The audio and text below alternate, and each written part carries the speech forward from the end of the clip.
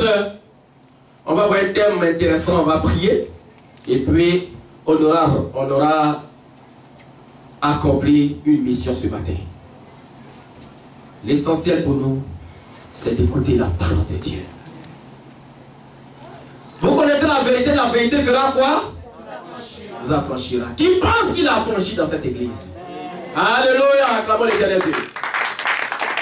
Aujourd'hui, beaucoup de personnes croient au Seigneur parce que quelqu'un leur a parlé de Jésus. Écoutez bien. Beaucoup croient au Seigneur parce que quelqu'un leur a parlé de Jésus. Si tu crois au Seigneur parce que quelqu'un t'a parlé de Jésus, tu n'as pas un fondement de foi. Tu n'en as pas. Vous allez comprendre. Ils vont dire, mais ah pasteur, j'ai cru pasteur m'annoncer l'évangile, mais tu verras de quoi on va parler. Pour le moment, reste tranquille, paisible, écoute la voix de l'esprit. Alléluia. Ça dit, beaucoup croient. Pourquoi? Parce que X a dit Jésus est puissant, il pardonne les péchés. On vient à l'église et notre foi est fondée sur ce qu'on a entendu de la bouche de celui qui nous a annoncé l'évangile. Et c'est pour ça qu'on croit. Si c'est pour ça que tu crois, tu n'as pas encore cru au Seigneur. En réalité, tu es sympathisant.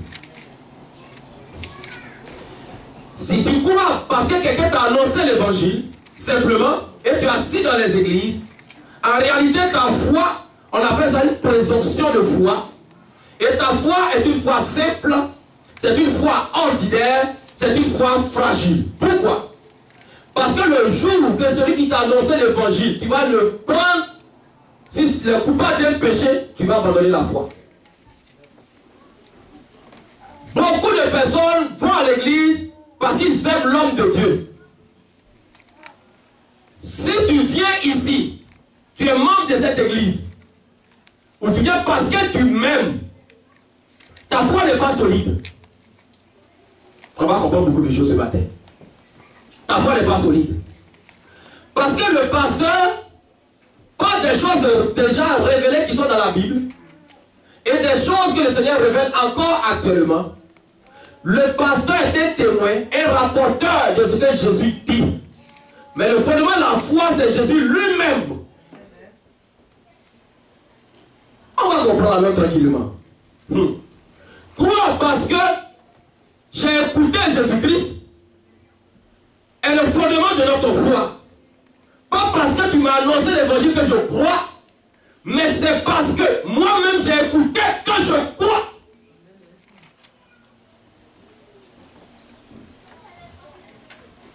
Alléluia. Le thème de mon message c'est pourquoi crois-tu? Pourquoi crois-tu? Pourquoi tu crois au Seigneur? Allons dans le livre de Jean, s'il vous plaît. Allons rapidement, on va comprendre. Allons dans le livre de Jean. Alléluia. Prenons Jean chapitre 4. Prenons Jean chapitre 4, on va lire quelques versets. Jean chapitre 4, vite, vite, s'il vous plaît. Quelqu'un a-t-il trouvé? Jean chapitre 4, lisons le verset 17-18, le verset 29, le verset 39 à 42. C'est de courts versets, parce que le texte est long, on va lire quelques passages. Écoutons très bien, tout le monde s'il vous plaît. Vous allez comprendre mon introduction avant même que je rentre dans l'interprétation du message.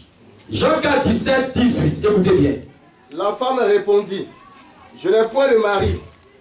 Jésus lui dit, tu as eu raison de dire, je n'ai point de mari. Car tu as eu 5 maris, et celui que tu as maintenant n'est pas ton mari. En cela, tu as dit vrai. Amen. Amen. Continue, pasteur, verset 29. Verset 29. Oui.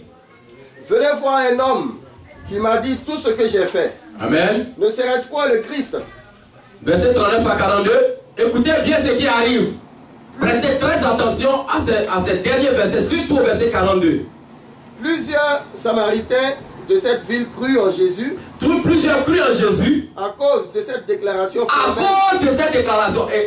Excuse-moi. Donc, les Samaritains ont cru à cause du fait que la femme a dit, celui-là connaît toute ma vie. Voici leur premier fondement. Continuons le texte, vous allez voir. Il m'a dit tout ce que j'ai fait. Oui. Aussi, quand les Samaritains vinrent le trouver, oui, ils le prièrent de rester auprès d'eux. Oui. Et il resta là 2 jours. Un beaucoup plus Donc, attends, donc les Samaritains sont.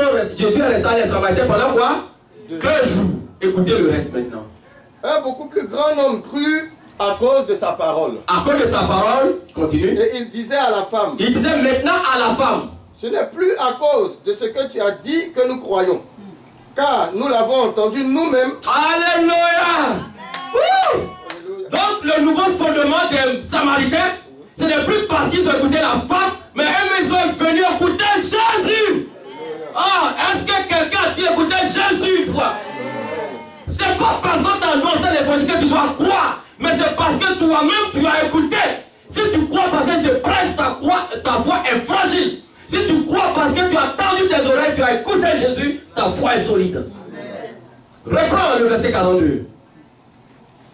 Et il disait à la femme, ce n'est plus à cause de ce que tu as dit que nous croyons, car nous l'avons entendu nous-mêmes et nous savons qu'il est vraiment le sauveur du monde. Alléluia.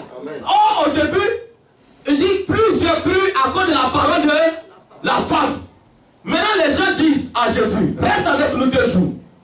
Ils ont goûté à la Shekinah. Ils ont goûté aux paroles prophétiques. Ils ont goûté au ciel. Ils disent mais à la femme, viens-t'en. C'est pas parce que tu nous as dit qu'on croit, nous on a écouté. Va-t'en. Alléluia.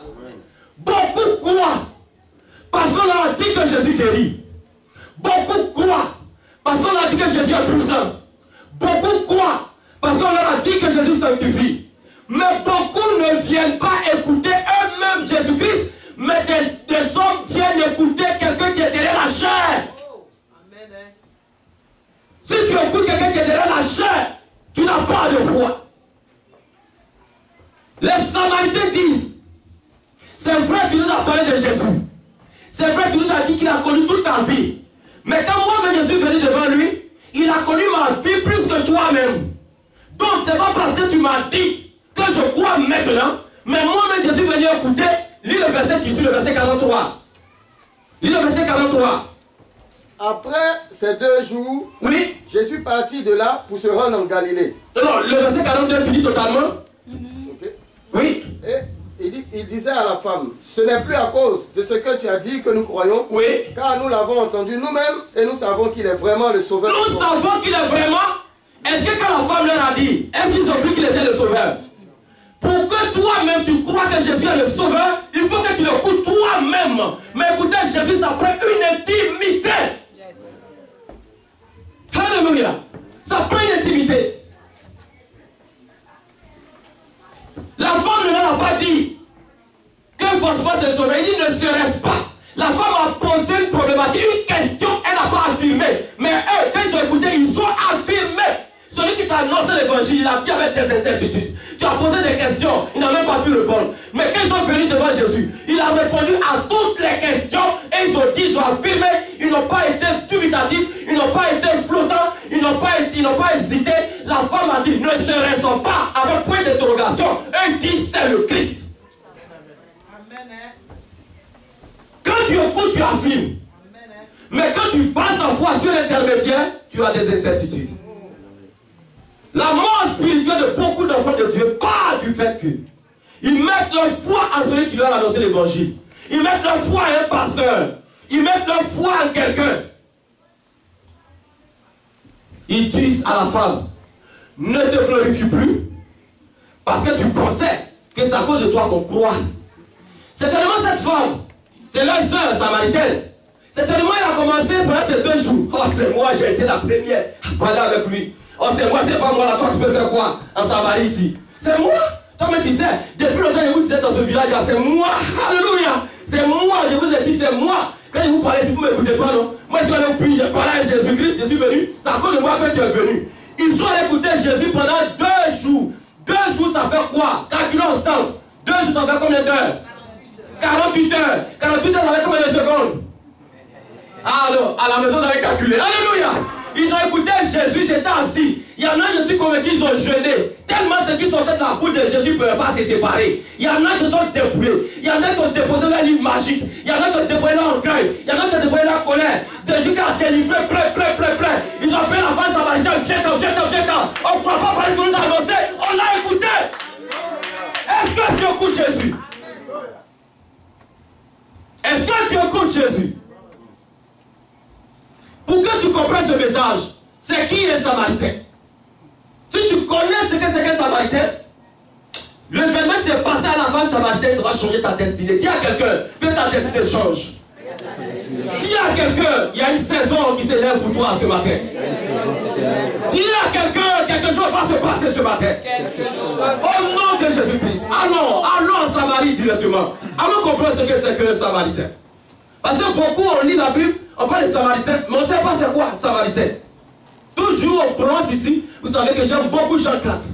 Je reviens toujours dessus, c'est un texte exagérément riche d'enseignement. En réalité, la Samarie est située au centre. Vous savez, vous allez bien comprendre. Israël avait été coupé en deux. Quand vous lisez la Bible, dans l'Ancien Testament, et quand vous parlez d'Israël, ça n'a jamais été les 12 tribus. Oubliez ça. Quand on dit Israël, ça concerne les 10 tribus, qui étaient gérées par qui? Hérode. 2 tribus au sud, qui étaient Judas et Benjamin, qui étaient gérées par Pilate. Parce qu'Israël était sous domination romaine. Alléluia. Donc ils ont coupé Israël en deux. Hérode au nord gère 10 tribus, dont la capitale est la Samarie. Et Pilate gérait le sud, dont la capitale est la Judée. Alléluia. Donc, pendant que dans le fonctionnement d'Israël, donc, comprenez quand je parle d'Israël ici, c'est quoi? Les 10 tribus. Ok. Donc, dans le fonctionnement d'Israël, c'est-à-dire les 10 tribus, Israël a eu la visitation des Assyriens, de la puissance, sous le roi Sargon. Donc, qu'est-ce qui va se passer? Ils ont déporté plus de 29 000 personnes. Plus de 29 800 étaient. Ils sont partis. Il y a eu un petit reste. Or, avant cela, la Samarie était réputée pour ses cultes d'idolâtrie. Akab, le roi Akab, avait fait rentrer des idoles, les Baal et les Astaté. Il a même construit un haut lieu en Samarie pour adorer les idoles. Donc, la Samarie était déjà réputée pour l'adoration des idoles. Vous pouvez lire ça dans 1 Roi 16, 32. Lisons 1 Roi 16, 32. Il faut que vous compreniez très bien ce que c'est que la Samarie. Lisons 1 Roi 16, 32. Vite, s'il vous plaît. 1 Roi 16, 32. Akab qui a bâti un haut lieu d'adoration des dieux étrangers. Oui. 1 Roi 16, 32. Écoutez. Il éleva un autel à Baal. Et il éleva un autel à Baal. Dans la maison de Baal. Dans la maison de Baal. Qu'il bâtit à Samarie. Il bâtit à Samarie. Voilà ce qu'Akab a fait. Donc, au lieu d'adorer Yahweh Dieu, Akab a fait rentrer. Ce n'est pas la colère de Dieu, s'est exprimé et Élie allait parler. Voici l'une des causes. Donc, il a bâti un lieu d'adoration de Baal d'Astaté à quoi? À Samarie. Donc, lorsque il y a eu cette déportation, il y a eu un petit reste. Ce n'est pas tout le monde qui est parti. Il n'y a aucune déportation où il n'y avait personne qui est resté. Non. Il y a eu un petit reste. Dans ce petit reste-là, les colons sont venus là, à Samarie. Les colons sont venus de la Babylone, de l'Arabie et d'autres. Et donc, quand les colons sont arrivés en Samarie, ils ont envoyé les dieux, le culte des dieux étrangers babyloniens. Vous savez que le dieu de la protection de Babylone, on l'appelle le dieu Bel. J'ai déjà prêché ici dessus. Ils appellent le dieu Bel. C'est le dieu de la protection. Il y avait le dieu du ciel. Il y avait le dieu du tonnerre. Il y avait au moins minimum 11 divinités, avec des petites divinités rattachées à ces divinités majeures, master. Donc, la Samarie était plongée dans une grosse, immense idolâtrie. Ils croyaient au Dieu de la nature, les mouvements naturels. Ils interprétaient cela. Ils travaillaient avec 5 astres, comme planètes si vous voulez. Donc, voici le portrait, le profil de la Samarie. Et la Bible nous dit que la femme est samaritaine.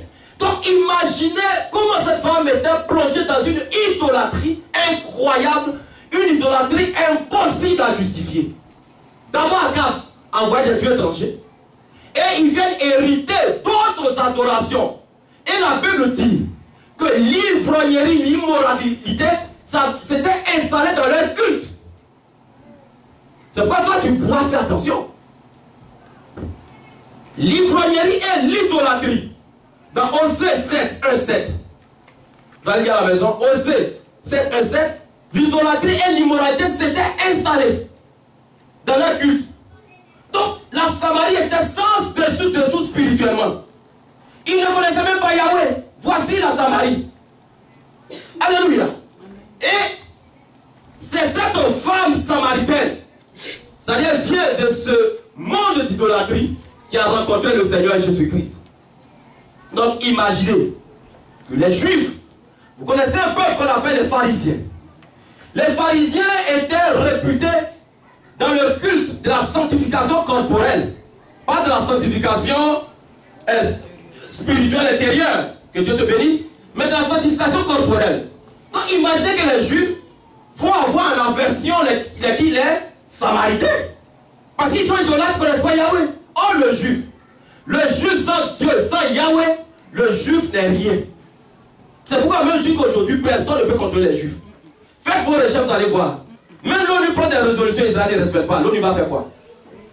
Eux là, depuis le temps, depuis avant même Jésus, le Juif a juré que sans Yahweh, personne ne peut le diriger. Donc, c'est pourquoi quand Israël avait été coupé en 2 juridictions, la réalité, c'est qu'il y a eu des groupes d'autodéfense qui sont formés, comme on appelle les zélotes.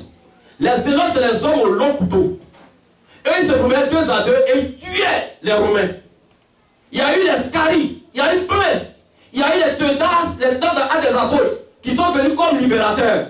C'est pas quand Jésus-Christ est venu, en réalité, ils pensaient que Jésus-Christ était un guerrier qui allait venir détruire tout le monde. Et Jésus dit, si on s'agit sur la joue gauche, donne ta joue droite. Qui n'est pas le Messie? Nous, on cherche un Messie. Voici l'une des raisons pour lesquelles Israël a rejeté le Messie. Parce qu'eux, ils s'attendaient à un guerrier. Parce qu'Esaïe a prophétisé. Esaïe a dit dans Esaïe 62, verset 1. L'Esprit du Seigneur est sur moi. C'est Jésus qui parlait. Il m'a envoyé pour libérer les captifs. Pour libérer. Donc, il voit un guerrier qui arrive, bam, bam, bam, il détruit tout le monde, il récupère les territoires occupés.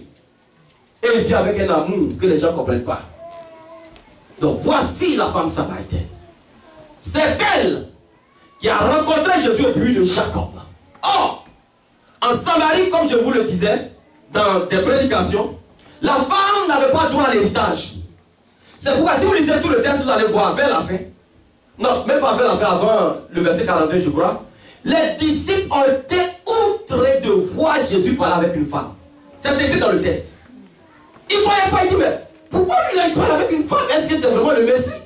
En Israël, un homme n'avait pas le droit de s'arrêter comme ça pour parler avec une femme. La femme était reléguée au dernier plan. Alléluia. Et puis de surcroît, non seulement c'est une femme, mais de surcroît c'est quoi? Une samaritaine. Donc la femme porte 2 casquettes qui la disqualifiaient dans la conversation avec Jésus. Mais malgré cela, Jésus l'a qualifiée. Frères et sœurs, ce n'est pas ta nature qui fait que Jésus te qualifie, mais c'est à cause de son esprit qui est en toi qui te qualifie. Si tu crois que Jésus va te qualifier parce que tu es fort, parce que tu viens à l'église, parce que tu prêches, comme moi je suis en train de le faire, parce que je prie beaucoup, ou je fais tant que Jésus va me qualifier, c'est faux. Nous ne sommes pas qualifiés sur la base de nos performances, mais nous sommes qualifiés sur la base de la grâce, de l'amour, de la miséricorde de Jésus. Amen. Alléluia. On n'est pas qualifié sur la qualité de nos prédications. Frères et sœurs, mais quelqu'un peut venir dire, même moi Jésus t'aime, il est rempli du Saint-Esprit, il ne va même pas prêcher 1 heure. Il prête 2 minutes, il est rempli du Saint-Esprit, de sanctification, de grâce, et Jésus dit, voici l'homme selon mon cœur. Jésus ne qualifie pas parce qu'on est performant. Un chrétien qui tombe dans la performance a perdu la raison spirituelle. Nous sommes qualifiés par grâce, au moyen de la miséricorde de Jésus, par son sang qui a coulé à la croix pour nous. Le sang de la nouvelle alliance, c'est qui nous qualifie en tant qu'élus du royaume. Alléluia. Donc, voici cette femme qui parle avec Jésus. Et voici la puissance de la parole de connaissance. Jésus regarde la femme, La parole de connaissance, ce n'est pas les prophètes. On récupère la parole de connaissance pour ridiculiser le Saint-Esprit. Parce que là, il faut que je prononce le mot. Il y en a qui disent son prophète. Ils viennent, ils disent comment un prophète peut venir. Ton numéro de téléphone, c'est 438 394 8702. Je suis s'en fout de numéro de téléphone. Et puis la femme est là-bas. C'est des émotions. Dites-moi, depuis Jésus à son temps, il n'y avait même pas cellulaire. Comment il va donner un numéro de téléphone? Si je dis ton numéro de téléphone, qu'est-ce qu'il change dans ta vie spirituelle? Un homme de Dieu ne peut que prêcher la parole pour transformer la vie. Il n'est pas là pour rester des numéros de téléphone. Un homme de Dieu qui prêche dans son église, il prêche, il dit, toi qui es assis derrière, une vraie parole, je vous dis, je ne suis pas en train de niaiser comme les Québécois le disent. Il dit, toi ton caleçon est rouge. La femme du pasteur, tu as menti, elle a levé son caleçon devant ton caleçon est blanc. Prophète de Baal, jusqu'à ce que tu regardes ta caleçon de femme. Tu as envie de regarder la caleçon de ta femme? Alléluia. Un homme de Dieu est là pour prêcher la parole, pour ouvrir le ciel sur la vie des enfants de Dieu. Un homme de Dieu n'est pas là pour plaisanter. Non, c'est pas parce qu'on prêche beaucoup. C'est pas parce qu'on assidu à l'église. C'est pas parce qu'on fait beaucoup, on donne beaucoup d'argent. Tu peux même signer un chèque de 10 millions de dollars, frère et soeur. Mais je te dis, c'est la grâce de Dieu qui te qualifie. Si Jésus-Christ voulait tenir compte de mes péchés, je ne prêcherai plus à la chair. Si Jésus-Christ voulait, pourtant, je suis ici 16, je suis 7. Je prie aux frères et sœurs. Je me réveille à 3 h du matin, je prie. Souvent même j'ai sommeil. Je prie pour les fidèles. Je rends visite. Je cours partout. Mais je ne suis pas qualifié sur la base de mes œuvres. Mes œuvres ne peuvent pas me qualifier dans le royaume. Mes œuvres ne me qualifient pas. Tes œuvres ne te qualifient pas. Tu es qualifié par la grâce de Dieu. Alléluia. Un pasteur, je vois il a fait un songe. Et dans le songe, le pasteur était riche, il était millionnaire. On dit qu'il avait 5 voitures de luxe. Il faisait beaucoup d'offrandes de môle. Et quand il va aller donner quelque chose à quelqu'un, soit un frigo, on filme. On filme jusqu'à, voici le pasteur a fait un don, l'église a fait un don, et puis voilà, on met sur le truc, les gens regardent, oh le pasteur est gentil, oh le pasteur est bon. Quand un frère a des problèmes, une société a des problèmes, parce qu'on dit qu'il était millionnaire, il doit aller donner quelque chose, les caméramans sont derrière. On dit qu'il a fait beaucoup de dons. Et voici le lendemain arrivé pour lui. Il arrive au ciel. Le Seigneur le regarde et dit, tu es sauvé, c'est bon. Mais ta maison, voilà, il regarde, c'est une maison inachevée. Aïe. Il dit, mais papa, j'ai une maison inachevée. Ça dit, il s'attendait à une grosse villa, une bulle par rapport à tout ce qu'il a fait sur la terre. Le Seigneur lui dit, tu vois, parce que tu as fait beaucoup de choses. Hein. Tu as travaillé pour moi, ça c'est vrai. Tu as fait beaucoup d'offrandes, mais le problème, tu t'es récompensé toi-même sur terre. Tu te glorifiais dans ce que tu faisais. Tu te glorifiais, tu filmais tout. Tu montrais que c'est toi. Alors ta maison inachevée là, quand tu étais petit, il y avait un enfant qui avait un problème, et puis tu as eu de la compassion, tu as posé un geste, et là tu avais commencé à construire. Mais depuis là, tu n'as plus construit dessus. Est-ce que tu peux acclamer le Seigneur? Alléluia! Donc, aujourd'hui les chrétiens pensent que Dieu nous a grâce sur la base de nos œuvres. Non, Jacques dit, la foi sans les œuvres, elle est morte. C'est vrai. La foi authentifie, et les œuvres authentifient ta foi. C'est-à-dire, ça vient compléter ta foi. Comment tu peux dire, tu aimes ton frère, si tu ne lui rends pas visite, tu ne l'appelles pas, tu ne le secoues pas dans ses besoins. Ça, c'est clair. Mais ce n'est pas parce que tu le secoues, ce n'est pas parce que tu lui rends visite que Dieu ouvre la porte du ciel pour toi. La Bible dit sans la sanctification, Dieu ne verra Dieu. C'est parce que Dieu t'aime, il t'a créé, qu'il a mis son cachet, le cachet du Saint-Esprit, le sort du Saint-Esprit sur ta vie. Tu n'es pas qualifié sur la base de tes œuvres, de ce que tu fais. Tu es qualifié sur la base de l'amour, de la miséricorde, de l'effusion du sang de Jésus à la croix. Alléluia. C'est pourquoi tu es qualifié. Sinon on se glorifierait dans nos œuvres et on serait disqualifié. Je me glorifierai que je prie pour toi. Je me glorifierai que je te rends, je vais chez toi. Je me glorifierai que je mets ma voiture pour aller te chercher les matins pour venir. Ma voiture, quand j'arrive à l'église, la clé, je retourne, je donne au frère. Il fait au moins 2-3 tours, tous les jours. Tous les jours. Vous savez combien de cabinets je paye? Ma voiture d'apporter, il y a un problème. Je dois déposer $400, $500. Je donne à l'assurance. J'ai une voiture de courtoisie présentement. Je lui ai donné la voiture de courtoisie sans même craindre que quelque chose peut arriver. Si ça arrive qu'on me dit de payer même 2000, 3000, je vais chercher pour payer parce que quand je vais te chercher, tu viens écouter la parole de Dieu, je suis en joie. Mais je vais te dire, même si je te prenais dans mes bras pour courir dans l'hiver, pour voir l'église, même si tu es malade, que je partais faire tes pansements, même si tu es fatigué, que je te porterai sur mon épaule, je ne suis pas qualifié sur la base de mes œuvres. Je ne suis pas qualifié sur la base de mes œuvres, jamais. En dehors de ta tête que tu es qualifié sur la base de tes œuvres, le diable va te tromper. C'est pourquoi il y a des doctrines. Les gens font des œuvres qualitatives et puis ils pensent qu'ils sont qualifiés. Plus on me diront, Seigneur, Seigneur, je ne t'ai jamais connu. Tu es qualifié sur la base de la miséricorde de Jésus. Jésus a qualifié cette femme samaritaine de sorte qu'elle est rentrée dans la prophétie sur la fille d'Abraham. Je ferai de toi une grande nation. À cause de cette femme samaritaine, tout son village a été gagné au Seigneur. Une femme qui était dans l'idolâtrie, une femme qui adorait la nature, une femme qui adorait le Dieu belle, une femme qui adorait n'importe quel Dieu, les bails, les astatés. Dieu l'a qualifiée en Jésus-Christ de Nazareth, et par elle, son village a été touché par l'évangile. Les gens ont été gagnés. La Bible nous dit qu'elle est un grand homme. Et ils ont venu dire à la femme, c'est pas parce que tu nous as parlé, parce que tu es notre Dieu, tu es comme nous, tu es mortel. Mais nous avons écouté, nous avons cru en un Dieu aujourd'hui. Nous changeons de vie. Pourquoi tu changes de vie? Pourquoi tu crois à l'évangile? Alléluia. Pourquoi tu crois à l'évangile? Est-ce que c'est parce qu'on t'a annoncé ou tu as écouté Jésus?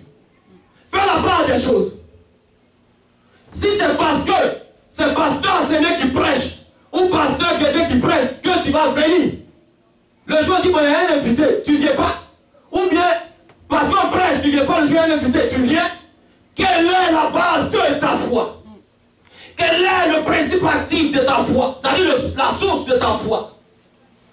Est-ce que c'est parce qu'on t'a annoncé l'évangile?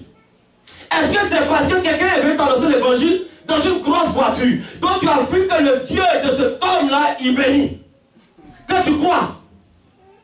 Est-ce que c'est parce que tu as vu une stérile qui a enfanté que tu crois? Est-ce que ta foi est basée sur un fait intermédiaire? Jésus dit, à la croix, il dit tout est accompli, sa chair est déchirée. Nous avons accès au royaume de Dieu. Nous sommes dans le co-héritage parce que nous sommes un peuple d'adoption. Nous avons une part légale avec le fils légitime qui est Jésus-Christ. Est-ce qu'il y a quelqu'un qui me suit ce matin? Amen. Alléluia. Donc, ce n'est pas à cause de ce que tu as dit que nous croyons, car nous l'avons entendu nous-mêmes. Ce que la femme a dit est le commencement du fondement de la foi. Mais ce n'est pas l'aboutissement. Celui qui annonce l'évangile, c'est comme une foi. Mais ce n'est pas l'aboutissement. Quand tu vas au travail, tu vas au moyen du métro, ou bien tu vas au moyen de l'auto. Mais ton aboutissement, ce n'est pas de rester dans l'auto. Tu vas descendre dans l'auto pour rentrer à ton poste. Donc celui qui t'annonce l'évangile, c'est un trésor convoyeur. Mais ta foi doit pas être basée sur le convoyeur. Alléluia. Donc, ils l'ont entendu. Ils avaient écouté la femme. Ils ont dressé leurs oreilles. Ils ont écouté ce qu'elle a dit.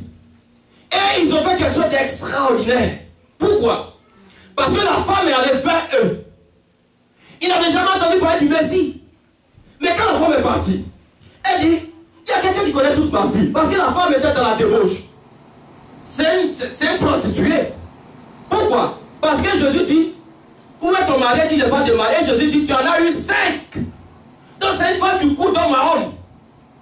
Donc elle avait une vie sale à son mari.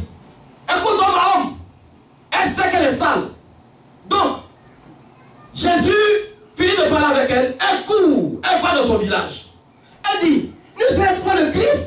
Il connaît toute ma vie. Il me dit que j'ai eu 5 maris. Oh, effectivement, j'en ai eu 5. Mais c'est quel homme ça? Les gens dressaient leurs oreilles, de bouche à oreille. Ils ont commencé à dire, on dirait qu'il y a quelqu'un qui est extraordinaire qui est venu. C'est-à-dire, tu étais assis. Tu étais assise dans tes difficultés, dans tes pensées. Tu ne savais pas, ta vie était minée. Et puis on t'a parlé de Jésus. Et quand on t'a parlé de Jésus, c'est extraordinaire. Mais tu as senti dans ton cœur que tu as un besoin de changement. Tu Tu as besoin de connaître autre chose que ce que tu vis. C'est ce que ce peuple a vécu. Ils étaient dans leur idolâtrie. Ils ont entendu que quelqu'un connaît. Est-ce qu'avant eux, il y a eu quelqu'un qui avait leur dit, parce que la Samarie aussi, Simon vivait là-bas. Simon le magicien. Donc le magicien faisait trop de miracles. Vous savez que c'est Philippe. C'est Philippe qui a commencé à envoyer la Samarie à la conversion. Et Pierre et Jean ont continué son œuvre. Alléluia. Donc, quand Philippe allait prêcher, Simon le magicien, il était venu distraire. Donc cet homme était là-bas. Par ses armes magiques, il épatait le peuple. Mais qu'ils ont entendu que quelqu'un connaît notre vie de manière précise et haute, ils ont dit, est-ce qu'on va tout écouter Simon? Il faut pouvoir écouter cet homme aussi. Ils ont écouté cet homme. Oh Seigneur Jésus. Ils disent, quand ils l'ont écouté, les premières phrases, ils ont venu le saluer. Peut-être ils l'ont appelé monsieur. Peut-être ils l'ont appelé, mais qui es-tu? Mais quand il a sorti les premières phrases, ils ont dit, pardon, je vais attraper sa soutane et reste avec nous pendant 2 jours. Est-ce que pour que tu écoutes Jésus, pour que tu entendes la voix de Dieu, attrape le cœur, reste avec toi. S'il ne reste pas avec toi, ta foi va être basée sur toujours celui qui t'a annoncé l'évangile. Mais presse Jésus de rester avec toi. Pourquoi la femme, la tsunami, qui était riche, mais stérile, pour qu'elle puisse avoir son enfant, la Bible dit qu'elle a bâti une chambre haute. Elle a pressé Élisée de venir dormir là. Si tu presses Dieu de rester dans ton cœur, tu vas l'entendre. Alléluia, tu vas l'entendre. Donc, ils ont écouté ce qu'elle a dit. Leur foi était basée sur ce qu'elle avait dit. Mais maintenant, les choses ont changé dans leur vie. Après avoir écouté Jésus. Ça fait combien de fois tu viens à l'église? Ça fait combien de fois tu es à l'église, toi, corps de Christ? N'importe où les églises se trouvent. Ça fait combien de fois on vient à l'église? Mais quel est le fondement de notre foi? Pourquoi on vient? Quel est le vrai fondement? Est-ce que c'est parce que je t'ai prêché une parole? Est-ce que c'est parce que le pasteur t'a prêché une parole? Est-ce que c'est parce qu'on te dit qu'il y a une notion prophétique dans l'église? Est-ce que c'est parce qu'on t'a dit qu'il y a des guérisons? Est-ce que c'est parce qu'on t'a dit des choses? Mais je suis en train de dire quelqu'un qui est assis ce matin et quelqu'un qui va m'écouter sur Facebook ou n'importe où, que si le fondement de ta foi est basé sur parce qu'on t'a dit que Jésus opère des miracles, ton fondement de ta foi est faux parce que ce fondement ne peut pas t'envoyer à la connaissance de Jésus. Mais si tu écoutes Jésus dans ta chambre, tu écoutes Jésus dans ton auto, tu écoutes Jésus sur ta coupe, tu écoutes Jésus partout, tu donnes ta vie à Jésus, corps et âme, tu es en Jésus-Christ de Nazareth, et que tu peux dire avec en certitude que j'ai écouté ce Dieu, je sais qu'il est le Christ, ton fondement de foi est bon. Alléluia. Donc, le fondement de leur foi a changé. C'est maintenant les paroles du Seigneur qui constituent le fondement de leur foi. Plus les paroles de la femme. Comment les paroles d'un humain peuvent constituer le fondement de ta foi? Sera-t-il oué par l'Éternel? Serait-ce un homme de Dieu utilisé puissamment par Dieu? Comment ces paroles peuvent être le fondement de ta foi? Mais non! Le fondement de ta foi, c'est Jésus. Pourquoi? C'est pourquoi, de manière prophétique, l'Éternel Dieu dit, dans les derniers temps, personne ne prêchera à son frère. Pourquoi? Ça ne veut pas dire qu'il n'y aura plus de pasteur. Il en aura. Mais pendant que je suis en train de vous prêcher, en réalité, le Saint-Esprit vous permet de discerner. Donc, je parle, mais c'est le Saint-Esprit qui prêche. Yes. Alléluia. Ce n'est pas un homme qui parle présentement derrière la chair. Moi, je suis là tout simplement pour ouvrir ma bouche. Si je me tais tout de suite, le Saint-Esprit se tait. Mais si j'ouvre ma bouche, le Saint-Esprit parle. Donc, ce n'est pas parce que je suis un humain et je suis là que tu vas mettre ton fondement de ta foi sur moi. Ce n'est pas parce que je te donne la parole de Dieu. Je fais de la définition grecque. Je rentre ici, je sors ici. Je t'envoie la connaissance de la parole. Je sors les pressions aux États-Unis. Il y a une femme qui m'a appelé. Elle me dit, docteur, je ne suis pas docteur de la parole. Je ne suis pas docteur. Dieu me permet de prêcher, je ne suis pas docteur. Je ne me colle pas des attributs que je ne suis pas. Alléluia. Mais c'est pas pour ça que tu vas croire en Jésus. Il faut que tu reçoives toi-même les paroles pendant que je te prêche. Que ton cœur t'envoie dans la dimension d'une intelligence, de la transformation du Rhéma. Pour que le Rhéma t'explique ce qui est caché derrière la lettre.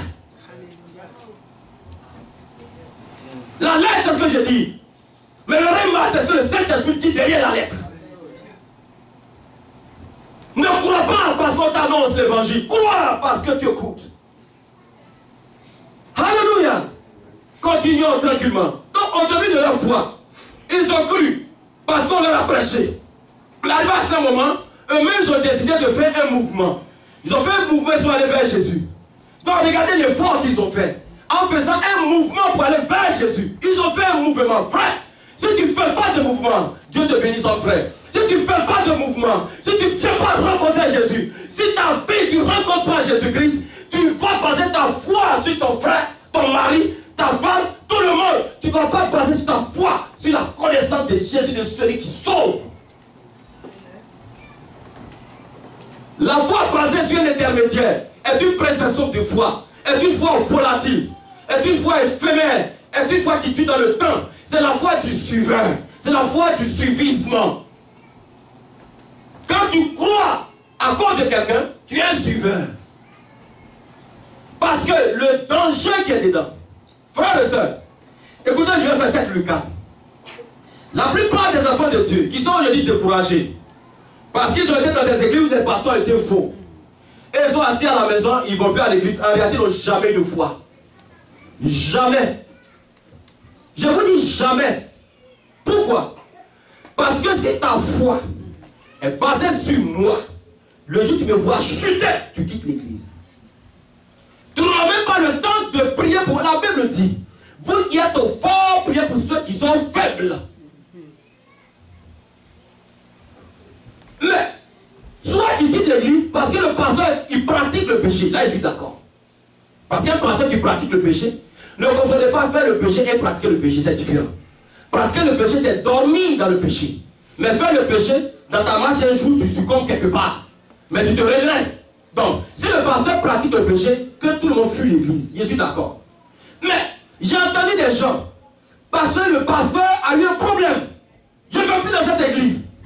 Ou bien parce que toi, tu as un problème avec ton frère, ta soeur, je ne viens plus. Mais ta foi est basée sur quoi? Si ta foi est basée sur un homme, le jour où je parle et que ça te colle, tu ne viens plus à l'église. Si j'ai un mauvais comportement, j'ai un mauvais traitement sur ta personne, tu ne vas plus venir, tu vas me juger. Pourquoi? Parce que ta foi était basée sur moi. Oh! Jésus! Si ta foi est basée sur un pasteur, tu vas quitter l'église s'il a un mauvais traitement contre toi. Parce qu'en réalité, la source de ta foi n'a jamais été Jésus. Donc, si la source de ta foi était Jésus, si le pasteur a eu un mauvais traitement envers toi, tu vas fléchir les genoux, demander la grâce de Dieu. Pourquoi tu crois? Pourquoi tu crois? Si ta foi était basée sur ton mari, ou ta femme qui t'envoie au Seigneur, le jour où ton mari va commettre une erreur, tu vas dire, c'est toi qui m'envoies au Seigneur, non? Regarde comment tu es, tu vas abandonner la foi. Frères et sœurs, votre foi doit être basée sur Jésus, sur Jésus, sur Jésus, sur Jésus. Pierre dit, à qui irons-nous, toi qui as les paroles de la vie? On ne peut pas aller à quelqu'un si ce n'est que Jésus. Celui qui t'a annoncé la foi, c'est un canal par lequel le Seigneur est passé, mais il n'est pas la source de la foi.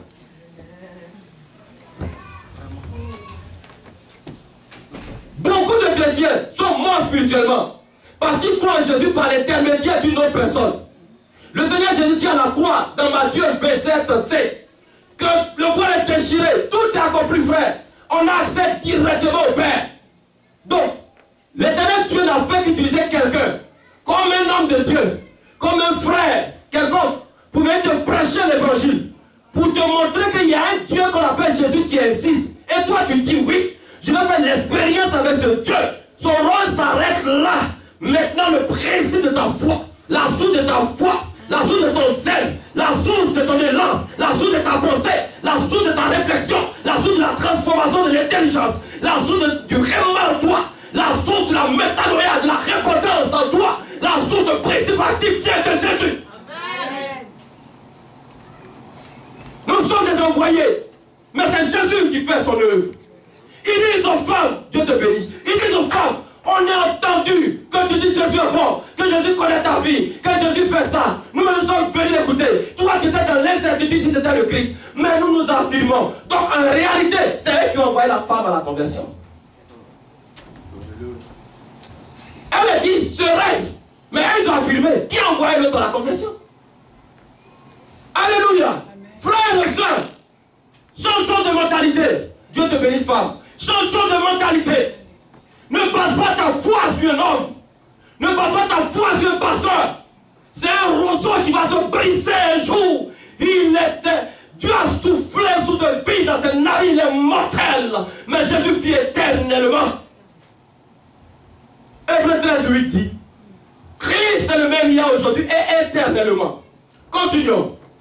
Donc, ne crois pas à cause de ce que je prêche ou parce que quelqu'un t'a prêché. On t'a ouvert la voie. Tu es venu toi-même goûter. Donc, si vous voyez les enfants de Dieu dans les églises qui ont des problèmes pour s'engager financièrement dans l'église, ils ne payent pas leur dîme, ils ne payent pas leur offrande, leur analyse c'est que le pasteur va bouffer. Si ta foi est basée sur le pasteur, tu vas juger sa gestion. Mais si ta foi est basée sur Jésus, tu vas dire, je vais tisser l'alliance avec mon Dieu. Tu vas être fidèle, tu vas être obéissant dans le principe biblique. Qu'est-ce que c'est qu'un pasteur? Un pasteur, c'est un humain. C'est un humain, lui aussi, il fait des offrandes à l'Éternel pour ses propres péchés. Dans Hébreux 5, l'Éternel Dieu nous parle en Jésus-Christ. Il dit le souverain sacrificateur est choisi au milieu d'un peuple imparfait, lui-même étant quoi? Sujet à la faiblesse. Nous sommes sujets à la faiblesse. Que les hommes de Dieu arrêtent de se glorifier, de faire croire que sans le peuple n'existe pas. Moi je dis sans le peuple, l'homme de Dieu n'est pas. On se glorifie trop. La femme peut-être, elle dit non, elle est devenue prophétesse. Ça c'est moi. C'est moi qui analyse. Cette mère se dit non, je suis devenue prophétesse. Je suis devenu évangéliste. Il y a des gens qui sont assis dans le peuple, dans les églises, ils s'appellent eux-mêmes.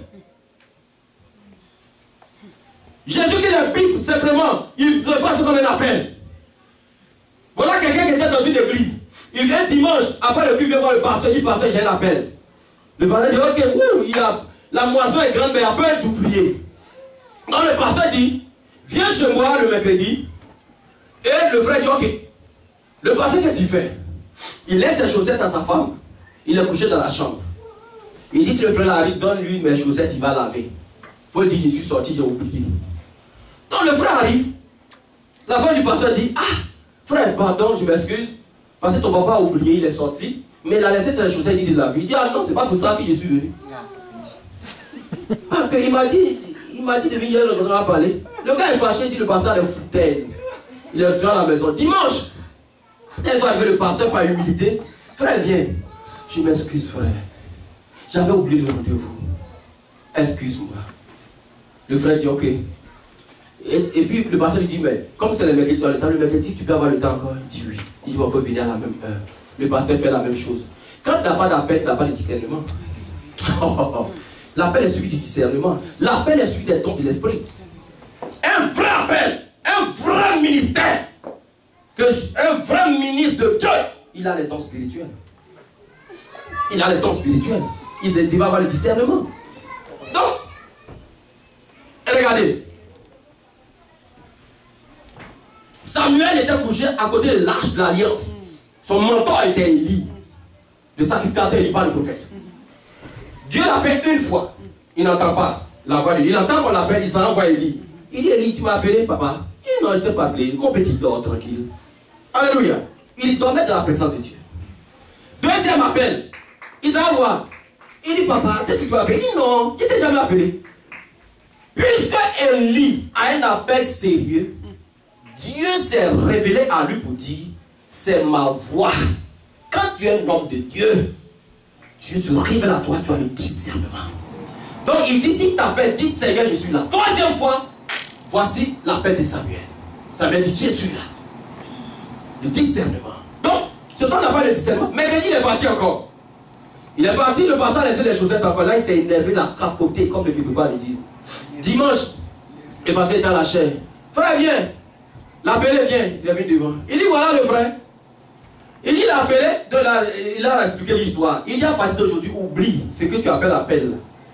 La petite humilité, ne vient même pas tes orteils. Tu dis, tu es appelé. Dieu est humble. Jésus est humble. C'est la première qualité qu'un homme de Dieu doit avoir. Tu n'as jamais t'appelé, va t'asseoir. Il a humilié devant les gens. Le type l'a fui l'église. Donc, il y en a un qui s'appelle. Vous savez, il y a quelquefois ton propre téléphone, ça m'est arrivé. Une fois, je voulais appeler quelqu'un, puis je me suis appelé moi-même, et puis ça fait, Donc souvent des hommes aiment s'appellent. Aiment s'appellent. Donc ton propre téléphone t'appelle, tu dis j'ai l'appel de Dieu. Tu as quel appel? Tu as quel appel? Sors de ces mensonges, tu as quel appel? Tous les hommes de Dieu font trop de dégâts, ils n'ont jamais eu d'appel. Lisez la Bible. Quand un homme de Dieu commence à faire des dégâts, Dieu le redresse. Et puis il est tranquille. Les hommes de Dieu qui font tomber les filles de l'église, toujours qui font l'argent, tout ça y est. Sortez de ces églises. Je ne sais pas ce que les gens font là-bas. Ils n'ont jamais d'appel. C'est leur propre téléphone qui les appelle. C'est un auto-appel. Alléluia. Est-ce que tu peux acclamer le Seigneur? C'est un auto-appel. Quand tu appelles de Dieu, la Bible tu le reconnaîtra par leur fruit. Un propre de Dieu mûrit. Alléluia. Donc, oh Seigneur, j'aime l'éternel Dieu. Alléluia. J'aime l'éternel Dieu. Donc, beaucoup de chrétiens sont morts, comme je le disais, à cause de cette foi. Celui qui t'a annoncé l'évangile n'est qu'un intermédiaire, le porteur d'un message, mais il y a un envoi, il y a l'envoyeur. Oh oh. Regardez, je vais vous dire quelque chose. Écoutez très bien. De manière terrestre, un président de la République envoie un ambassadeur dans un pays. Écoutez bien pour que vous compreniez l'illustration qu'ils sont en train de faire. Mais quand l'ambassadeur va là, on l'appelle quand le président, on dit quoi? Ambassadeur plénipotentiaire. Quand on dit plénipotentiaire, oh c'est Dieu celui qui est plénipotentiaire. Mais sur la terre, on dit qu'il y a des ambassadeurs plénipotentiaires. Pléni, c'est plénitude, potentiel. Ils possèdent le potentiel, tout ce que tu veux. Donc plénipotentiaire, ça dit ils ont toute la puissance du président de la République pour venir agir. Mais je vais vous dire quelque chose. Écoutez bien, ouvrez vos oreilles. Quand l'ambassadeur vient, il parle au président de la République. Je suis envoyé. Il met en contact le président par ses paroles avec l'autre président d'un autre pays. Mais quand il s'agit de signer les contrats privés, l'ambassadeur n'est pas là. C'est le président qui signe avec le président. Donc quelqu'un t'a annoncé l'évangile. Tu l'as envoyé, l'envoyé là, c'est l'ambassadeur. Mais quand il s'agit de ta relation personnelle avec Dieu, il n'est pas compris, tu signes le contrat avec ton père. Alléluia. Donc c'est pas parce que tu as écouté quelqu'un que tu crois. C'est pas parce que l'ambassadeur est venu voir le président de la République qu'il va s'asseoir là pour signer les contrats bilatéraux très graves de milliards. Il appelle son collègue et dit, tu dis, on va voir là. Crois parce que Jésus, tu l'as écouté. Quel est le fondement de ta foi? Pourquoi tu crois? Ce que je dis sont des paroles rapportées, des témoignages que j'ai de la Bible, basés sur quelqu'un qui m'a donné ces paroles, c'est Jésus. Mais toi-même, va vers celui qui a la parole. Parce que nous, on interprète. Je peux commettre des erreurs, mais l'original n'a pas d'erreur. On fait un fax et puis il y a un trait dessus, mais l'original n'a pas de trait. Parce que l'appareil était acheté. Mais si l'homme de Dieu par le canal, lequel la parole passe, l'homme qui t'a annoncé l'évangile, il est acheté aussi. Mais celui qui a l'original, qui est l'original, il n'y a pas de tâche en lui. Il n'y a ni rien. Il te donne les vraies paroles de la vie. Il te donne les vraies paroles de la vie. Donc arrêtez de baser votre foi sur des humains. Quittez dans ça. Regarde ton frère, dis-lui directement, quitte dans ça. Les 7 fils de Séva, dans Actes 19, 13, 16, ils ont voulu faire des délivrances en passant par un intermédiaire qui est Paul. Aïe. Il dit, nous conjurons au nom de Jésus que Paul prêche. Et mais non pas de l'argent à Jésus. Mais les esprits malins sont bondés. Quand tu as un intermédiaire, la défaite est sur ta vie. Quand tu crois pas à cause d'un homme, l'ennemi va te tuer dans ta finance, va te tuer dans ta vie spirituelle. Mais si tu crois à cause de Jésus, tu es dans la source. Paul dit, la Bible dit, les pochettes de Paul guérissaient. Parce que Paul, il était connecté à la source. Mais les 7 filles de Séva étaient connectées à Paul que Jésus, qui prêche Jésus. Donc il passe par Paul pour un intermédiaire pour atteindre Jésus, pour chasser les esprits. On passe pas par un intermédiaire. Que les catholiques arrêtent de passer par Marie, passe par Jésus. Prêche. On passe par un intermédiaire.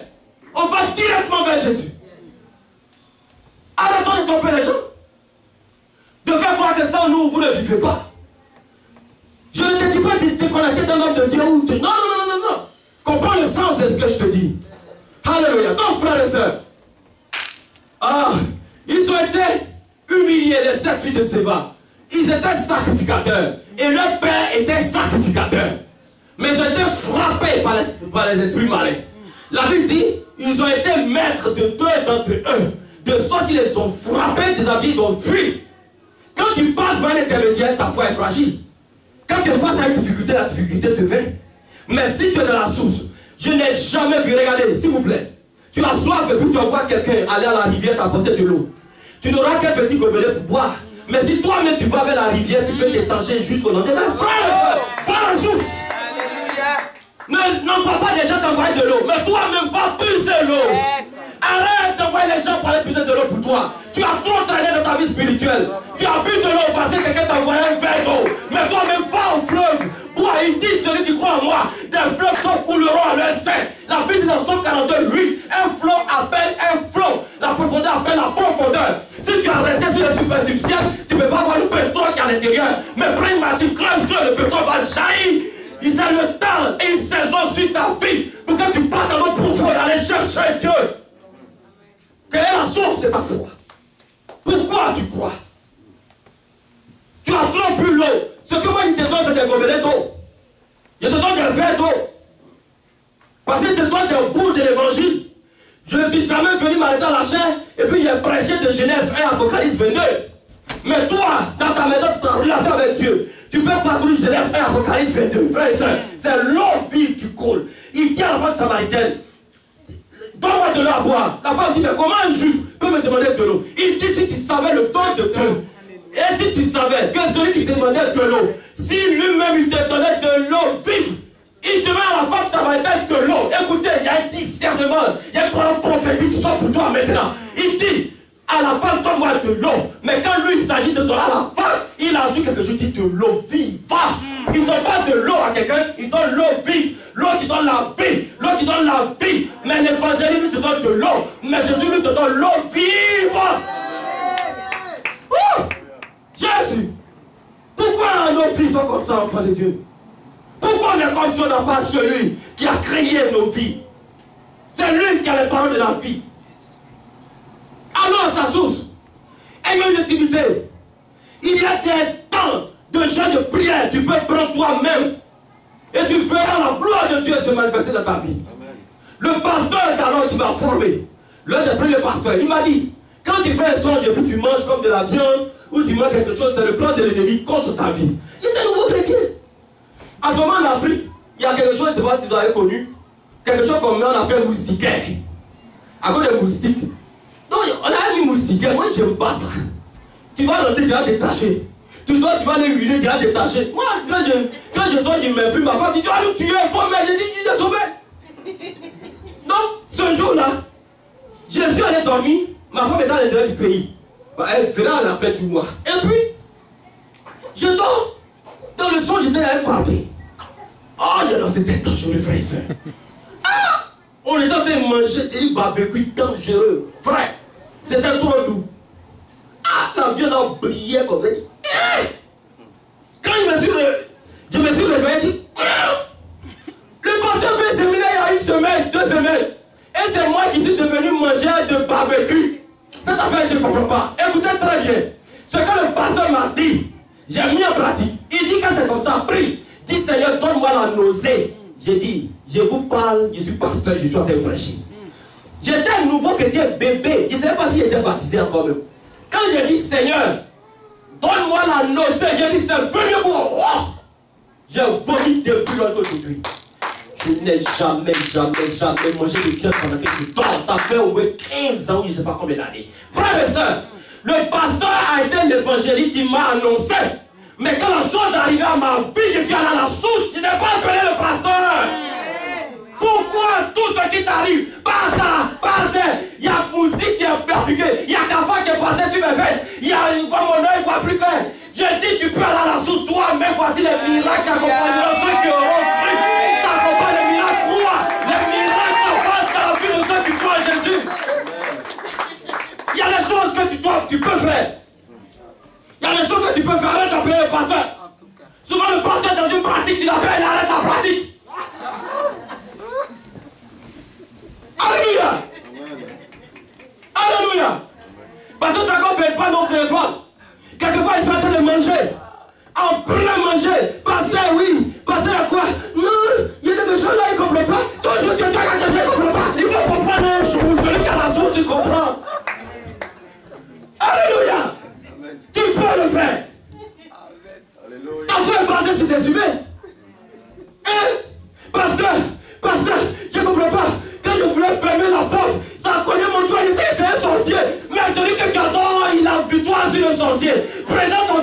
il y a le chirurgien, on touche sa soutane. Et puis, le sang ne coule plus. L'hémorragie s'arrête, frère et soeur. Quelqu'un dit à cette femme que Jésus est en train de passer. Mais quand il s'agit de toucher la soutane, il n'a pas touché la soutane de cet homme. Il a touché la soutane de Jésus. Dans moi, ma soutane, c'est une soutane. Mais pour Jésus, ce n'est pas une soutane, c'est le ciel là. C'est la clinique. Un homme de Dieu allait prêcher dans une église. Il dit, oh, venez. Les gens courent, donnez l'argent, ils donnent l'argent. J'étais là, ils donnent l'argent, puis il dit, accrochez-vous à mon bras. J'étais nouveau, moi-même, j'ai donné 10 000. J'avais 20 000, je dis, monsieur, accrochez à son bras. Oh, il n'y a rien eu dans ma vie. Parce qu'il était ignorant, mon peuple, niveau de connaissance aux exercices. C'est toi qui m'a trompé, m'a volé, qui se reprend, alléluia. Mais si j'avais compris, j'allais me coucher là, mettre l'argent dans la copain, et puis attraper la soutane de Jésus, ma vie allait changer. Attrape Jésus, arrête d'attraper la soutane de l'homme de Dieu. J'ai acheté ça dans un magasin ici. Tu viens toucher, rien ne va se passer.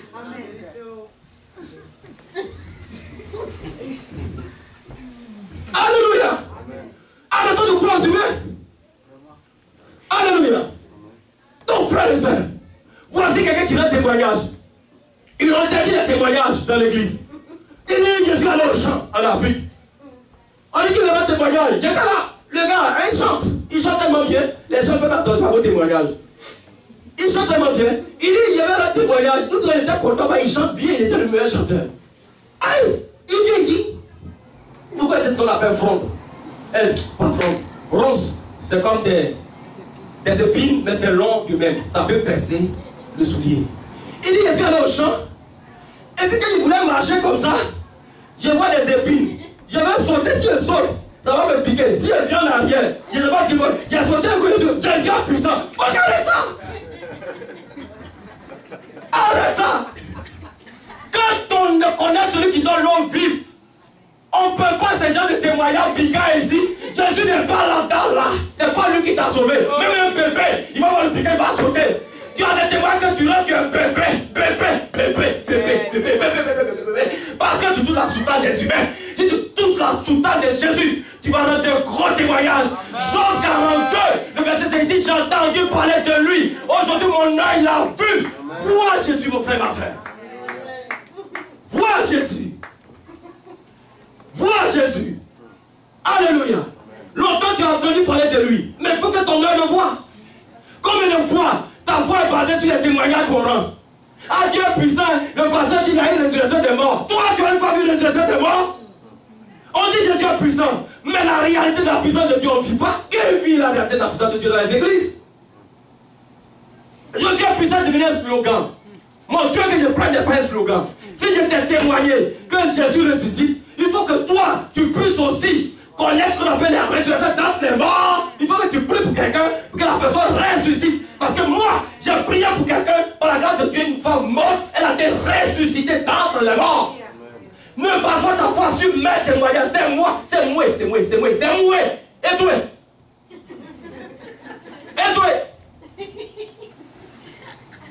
Alléluia. La Bible dit, ce centenier romain, il mérite. Quand Israël un jour s'arrête pour dire, nous méritons aussi.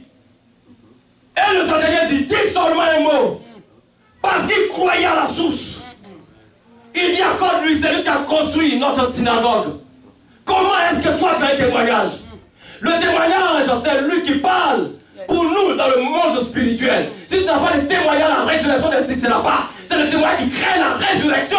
Tabitha avait un témoignage, Lazare avait un témoignage, frères et sœurs, quel est votre témoignage? Écrivez le livre de vie qui vous concerne, par le témoignage, par la foi que vous avez en Jésus, pour produire ce qui n'était pas. On a presque fini. Alléluia. Donc, frères et sœurs, les Samaritains n'ont pas regardé à leur état de dire qu'ils n'ont pas part avec les Juifs, de l'idolâtrie, mais ils sont venus vers le Juif. La femme leur a dit c'est un Juif. Ils pouvaient dire mais ceux-là, on n'a pas part avec eux. On n'a pas de relation, on ne va pas. Mais ils n'ont pas regardé ça. Ils sont venus vers Jésus. Et leur vie a été littéralement transformée. Jean 42, 5 dit, mon œil avait entendu parler de toi, mais aujourd'hui mon œil t'a vu. Le centenier romain dit seulement un mot. La femme qui a enseigné pendant 12 ans, Elle avait entendu parler de Jésus qui guérissait. Mais elle avait rencontré elle-même Jésus-Christ et Jésus l'a guéri. Romains 10 dit la foi vient de ce qu'on entend vient de la parole de Christ. Romains 10, 17 du moins. Romains 10, 17. La foi vient de ce qu'on entend vient de la parole de Christ. Tu entends des prédications, tu entends les témoignages, mais quelle est la source de ta foi, frère et soeur? Est-ce que c'est parce que tu entends des témoignages que tu crois? Est-ce que tu vois les guérisons dans ton église que tu crois? Mais je dis c'est ça, change de mentalité. Soyez transformé par le renouvellement de l'intelligence afin de discerner la volonté de Dieu. C'est qui est bon, agréable, parfait. Alléluia. Le fondement de ta foi ne doit pas être celui qui t'a évangélisé.